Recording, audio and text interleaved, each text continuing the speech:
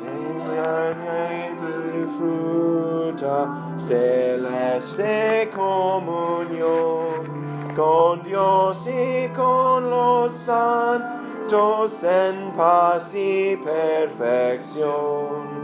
Jesús, cabeza nuestra, concédenos lograr con los que habitan siempre en tu celestial hogar.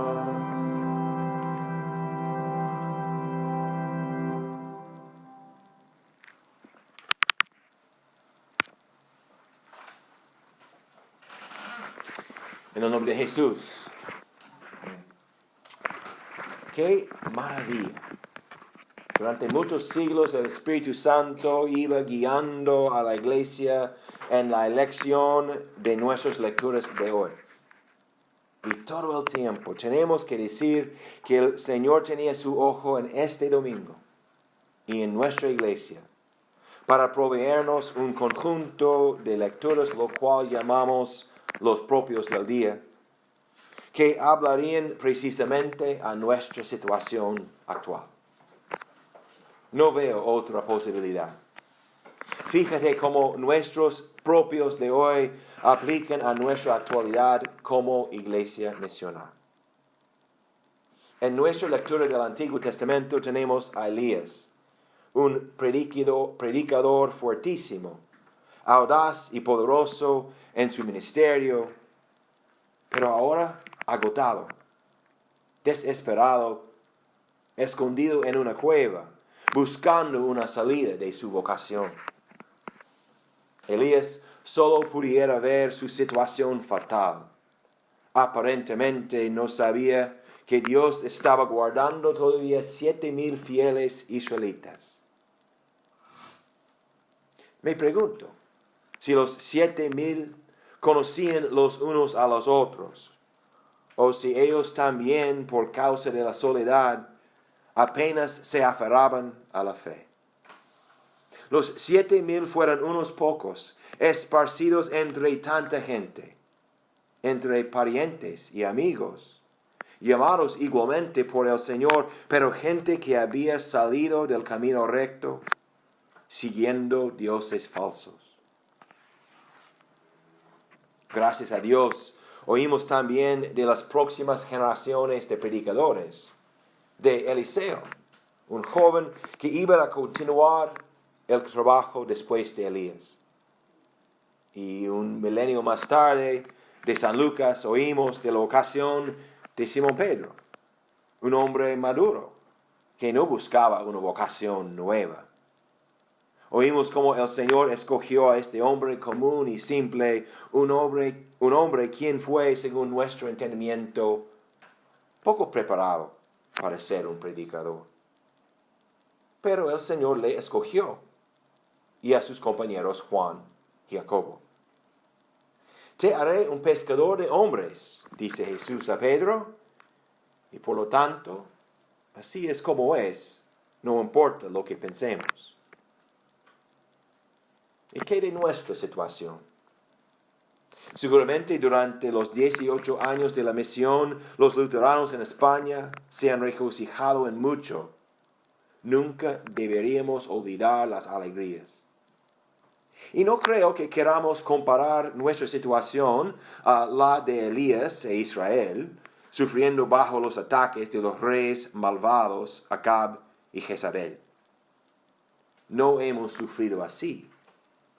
Pero la historia de la iglesia luterana en España tampoco ha sido fácil. Creo que nuestros miembros también, diseminados por todas partes de España, sepan algo de ser aislados y poco conectados. También tenemos predicadores sirviendo en varias etapas del ministerio. Tenemos, por ejemplo, un nuevo pastor intentando descubrir el patrón de su ministerio recientemente ordenado, pero a la vez el hermano mayor de todos nuestros pastores. Tenemos un pastor con experiencia que durante algunos años llevó mucha carga sin mucha ayuda. intentando servir entre golpes y fracasos fuera de su control. Y esos dos, como San Pablo, realizan su servicio pastoral mientras también trabajan a tiempo completo. Para acompañarlos y ayudarlos, tenemos dos norteamericanos, todavía luchando para dominar el idioma y comprender la cultura. Finalmente, tenemos 3 seminaristas, cada uno siguiendo un camino distinto al ministerio pastoral. Uno en formación a distancia, buscando tiempo para hacer las clases por internet mientras trabajando y siendo padre y esposo y catequista y líder de una congregación. Tenemos otro hombre con mucha experiencia pastoral, pero en una iglesia distinta. Un hombre familiarizado con luchas dentro del pueblo de Dios, entrando ahora mismo en un año más de formación intensiva, mientras continúa buscando opciones laborales que pudieran dejarle tiempo para servir a su nueva iglesia. Y finalmente tenemos un joven, un hombre quien, para conseguir la mejor formación pastoral, está saliendo de su país, su cultura y su entorno familiar para realizar un vicariato con una congregación dominicana y algunos estudios en el nuevo seminario luterano en Santiago. Y todo este esfuerzo misional se ha realizado en España, donde mucha gente no quiere nada más que salir completamente de la iglesia, y hay otros que entienden un luterano como algo raro, pero más o menos igual a un pentecostal o un bautista, o aún igual a un mormón o un testigo de Jehová. Como decía el predicador, hijo de David, rey en Jerusalén, nada hay nuevo debajo del sol. El fiel predicador y los creyentes siempre van a recibir el rechazo de los sabios del mundo, que no quieren oír nada que no conforme a su entendimiento. Más bien, demandan que la teología someten a las últimas modas y los deseos bajos de los hombres. Por ejemplo, cualquier de las muchas religiones de autojustificación, o la religión secular de hoy, el cientificismo materialista y evolucionista, o la religión popular de la libertad sexual. El fiel predicador y los creyentes también sufrirán de los que solo quieren aceptar demostraciones de poder obvio, los que quieren encontrar a Dios en el viento que quiebra peñas, o en terremotos, o en fuego ardiente. Es decir, por ejemplo, ellos que buscan a Dios en grandes edificios, instituciones razonables y eficaces, o en movimientos populares. Y para enfrentar a todo esto, el Señor solo da a sus predicadores un silbo delicado, una predicación de locura. Según la sabiduría del mundo, la palabra de la cruz, aunque la gritamos de las azoteas, no tienen más importancia que un susurro, menos poder que un murmullo de un niño. Pero lo insensato de Dios es más sabio que los hombres, y lo débil de Dios es más fuerte que los hombres. Y por eso predicamos a Cristo crucificado, para los judíos ciertamente tropezadero, y para los gentiles locura, mas para los llamados, así judíos como griegos, Cristo poder de Dios y sabiduría de Dios. Y mientras predicamos y escuchamos a Cristo crucificado, aprendemos que nuestro siervo sufriente siempre ha sido con su iglesia, con sus creyentes, donde quiera sean sido encontrados. El Señor siempre estaba con Elías y todos sus profetas, perseguidos por gobernantes viles y líderes religiosos diabólicos, hasta que Jesús mismo fue ejecutado por personas iguales. El Señor estaba morando por la fe en el corazón de cada uno de los 7,000 fieles, agarrando a ellos en los momentos cuando su fe desmayaba, guardándolos para la vida eterna. Fue el compromiso de Dios a ellos por la promesa de la circuncisión. Y es su compromiso a vosotros, por la promesa mejor de vuestro bautismo, que es la circuncisión hecho no por manos humanas, sino la circuncisión del corazón hecho por el Espíritu Santo. El Cristo siempre estaba con Pedro, corrigiéndole y enseñándole cómo pescar, y al final tomando su título de hombre pecador, colgando en la cruz no como solo un pecador más, sino sufriendo allí como el pecador de pecadores.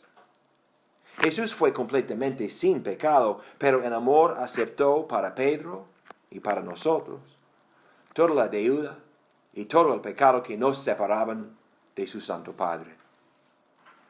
No teméis, con, por y en Cristo tenéis pleno perdón y toda la bendición de Dios eternamente.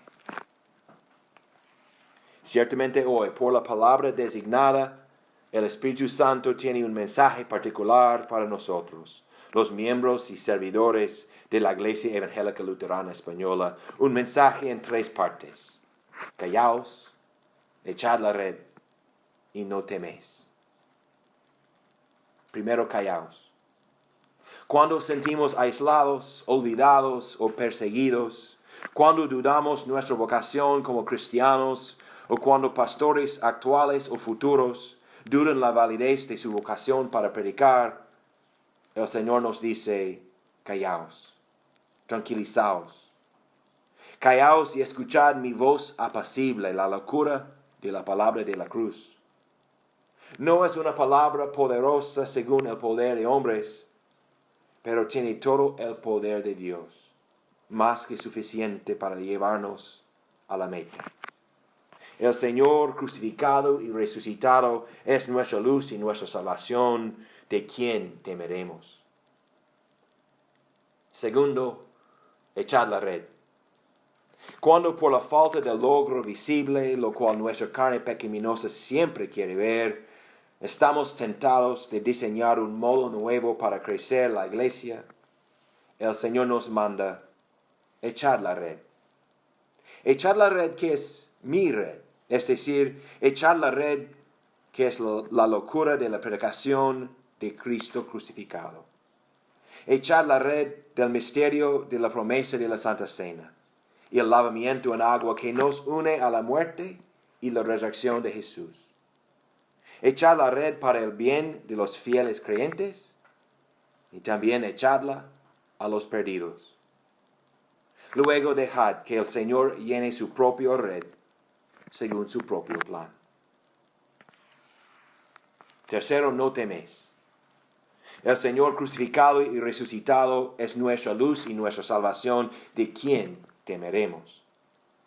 Tendremos días de alegría y días de lágrimas. No os desmayéis ante las dificultades, como si Cristo os hubiera abandonado, ni tampoco en los días buenos deberíais tener orgullo en vosotros mismos, como si habéis ganado algo por vuestro poder. No teméis, sino recordad la palabra de la cruz, y hallad vuestro orgullo y confianza exclusivamente allí, porque la palabra de la cruz es locura a los que se pierden, pero a los que se salvan, esto es a nosotros, es poder de Dios y sabiduría de Dios. Es nuestro sumo bien y nuestra salvación completa. En el nombre de Jesús. Amén.